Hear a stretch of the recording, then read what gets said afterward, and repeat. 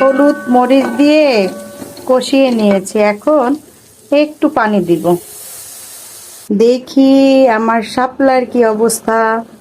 মা অনেকগুলো ছিল দেখেছো, এখন অল্প হয়ে গেছে। এটাকে নেড়ে দিচ্ছি। কি যে ধোয়া, কি যে ধোয়া। এখন পানিটাও দিয়ে দেব। পানিটা এখন দিয়ে দেব। পানিটা এর আগে দিই নাই কেন, পানিটা মানে কতটুকু বের হবে শাপলা থেকে পানি বোঝা যাচ্ছিল না, যে কারণে পানিটা আমি এখন দিয়ে দেব। কতগুলো শাপলা থেকে কতটুকু হয়ে গেছে দেখছো। এখন পানি দিয়ে দিই। হ্যাঁ, আর বোধহয় বেশি পানি লাগবে না, এতটুকু। বেশি পানি দিলে খাবারের স্বাদ নষ্ট হয়ে যায়। পরিমাণ মতো পানি দিয়ে দিলাম।